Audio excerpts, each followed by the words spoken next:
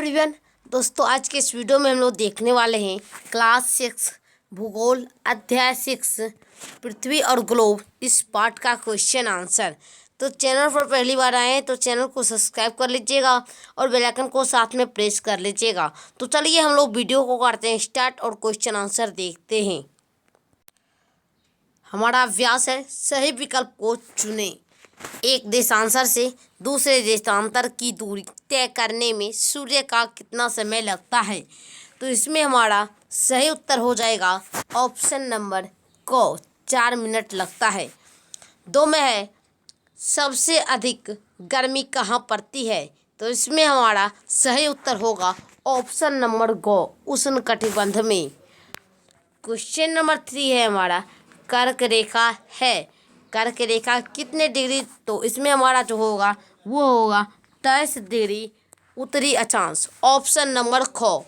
4 में अंतर्राष्ट्रीय तिथि रेखा से पूरब जाने पर क्या होता है? तो इसमें हमारा राइट आंसर होगा ऑप्शन नंबर खो, एक तिथि घटा दी जाती है।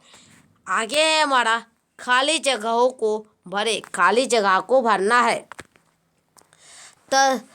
27 डिग्री दक्षिणी अक्षांश को डैश रेखा कहा जाता है। तो इसमें हम आप लोग को भर लेना है कर्क रेखा। कौन सी रेखा? कर्क रेखा। 180 देशांतर रेखा डैश तिथि रेखा है, अंतर्राष्ट्रीय तिथि रेखा है। कौन सी रेखा? अंतर्राष्ट्रीय तिथि रेखा।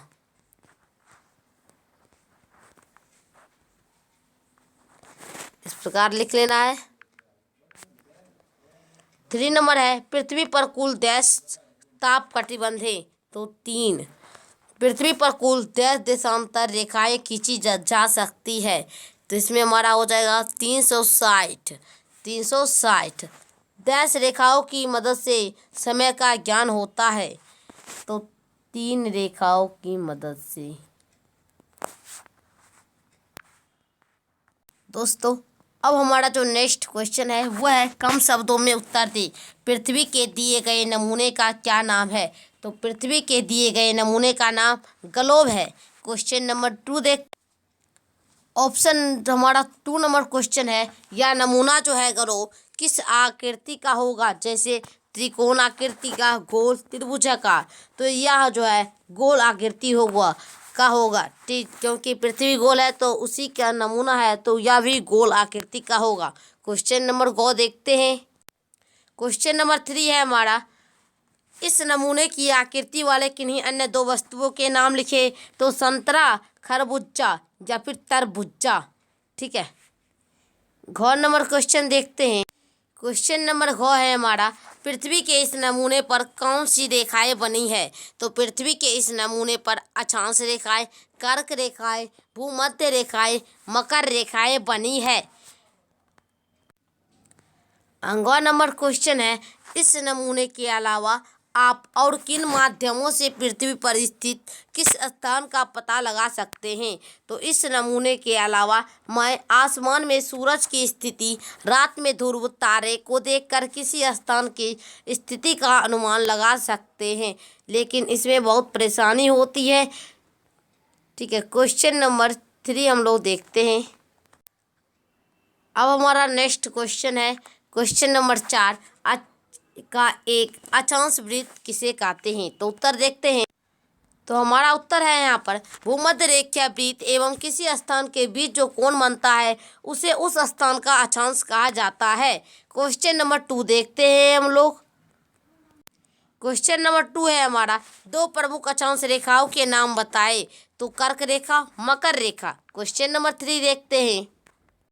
क्वेश्चन नंबर 3 है हमारा पृथ्वी पर कितने कटिबंध है? इन कटिबंधों की विशेषता बतलाए। तो पृथ्वी पर जो है 3 कटिबंध है। फर्स्ट होता है उष्ण कटिबंध। इसकी विशेषता यह है उष्ण कटिबंध कर्क एवं मकर रेखाओं के बीच अन्य अक्षांशों की तुलना में सबसे अधिक गर्म पड़ती है, जिसके कारण इसे उष्ण कटिबंध कहा जाता है। यहाँ दिन और रात की स्थितियाँ सालों भर होती है तथा सूर्य की किरणें लंबवत पड़ती है। दूसरा आता है हमारा शीतोष्ण कटिबंध। समशीतोष्ण कटिबंध। समशीतोष्ण कटिबंध कर्क एवं मकर रेखा के बाद उत्तरी गोलार्ध में उत्तरी ध्रुव वृत्त तथा दक्षिणी गोलार्ध में दक्षिणी ध्रुव वृत्त के बीच वाले क्षेत्र में तापमान मध्यम रहता है। यहाँ जाड़े में सर्दी पड़ती है तथा गर्मी में तापमान अधिक रहता है। इसे एक समशीतोष्ण कटिबंध कहते हैं। दिन और रात की स्थितियाँ होती है परंतु सूर्य की किरणें कभी लंबवत नहीं पड़ती है, यही इसकी विशेषता है।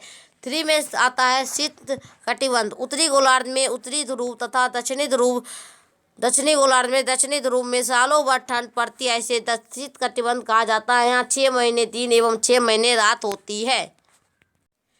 क्वेश्चन नंबर 5 है हमारा, देशांतर रेखा किसे कहते हैं? ग्लोब पर उत्तरी ध्रुव एवं दक्षिणी ध्रुव को जोड़ती हुई रेखाएं खींची गई है। ये सभी लंबवत रेखाएं देशांतर रेखाएं हैं। 0 तथा 180 देशांतर रेखाएं हैं। एक वृत्त में 360 होते हैं। इसी आधार पर पृथ्वी पर 360 देशांतर रेखाएं खींची गई है। इनकी लंबाई समान होती है। इनकी संख्या 360 है। देशांतर रेखाएं तिथि निर्धारण में सहयोग देती है। क्वेश्चन नंबर 5 है हमारा, प्रधान मध्याह्न रेखाएं क्यों महत्वपूर्ण है? 0 देशांतर को प्रधान देशांतर रेखा या प्रधान मध्याह्न रेखा कहते हैं। पृथ्वी पर किसी स्थान की स्थिति दर्शाने तथा समय निश्चित करने के लिए देशांतर रेखाओं का ज्ञान होना आवश्यक है। इससे स्थिति निर्धारण में भी सहयोग मिलता है। क्वेश्चन नंबर 6 है हमारा, अक्षांश रेखाओं तथा देशांतर रेखाओं की कुल संख्या कितनी है? तो कुल संख्या जो है 20 है। ठीक है, 20 है। तो दोस्तों आज के लिए इतना ही, फिर मिलते हैं अगले वीडियो के साथ। तब तक के लिए धन्यवाद। चैनल पर पहली बार आए तो चैनल को सब्सक्राइब करके बेल आइकन को प्रेस कर लीजिएगा। जय हिंद, वंदे मातरम।